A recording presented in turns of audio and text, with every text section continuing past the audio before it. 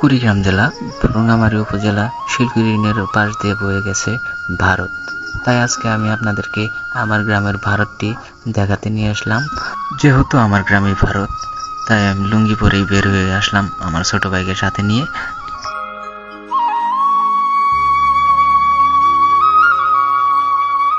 ইতিমধ্যে আপনারা দেখতে পাচ্ছেন আমরা চলে আসলাম এই ভারতের সীমান্ত এলাকায়। এই রাস্তাটি গেছে বাংলাদেশ। এই পাশে কিছু বাংলাদেশের বাড়ি আছে এবং এই আড়াটি পার হলেই সেটি ভারত।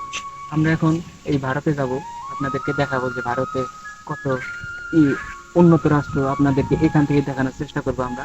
তো আমার সাথে থাকুন, আপনারা ভিডিওটি পুরোটাই দেখবেন।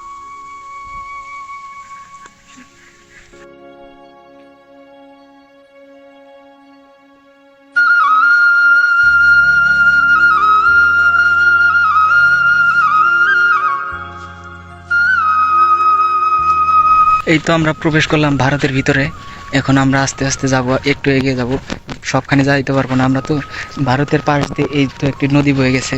এই নদীটি কিন্তু মূলত বাংলাদেশের নদী এবং ভারতের ভিতর দিয়ে ওই পাশ দিয়ে বের হয়ে গেছে। আসলাম ভারতের ভিতরে।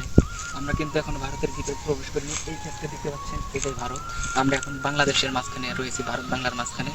আমরা দেখতে পাচ্ছি ওইখানে একটা চাষায় মাছ মারছে। আমরা ওইদিকে একটু এগিয়ে যাব, কিন্তু পুরোপুরিভাবে যাইতে পারবো না। তাই আপনাদেরকে আমরা একটু দূর থেকে জুম করে দেখাবো।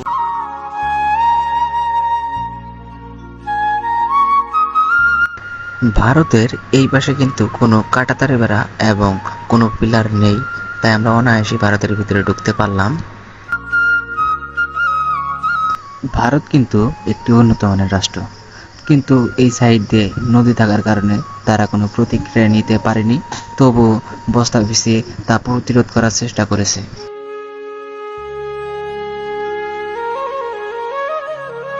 তো বন্ধুরা, ফাইনালি আমরা ভারতে এসে পৌঁছে গেলাম।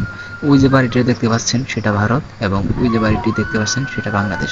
তারা একই সাথে একই পরিবারের মতো বসবাস করে, কিন্তু তাদের দেশগুলো আলাদা।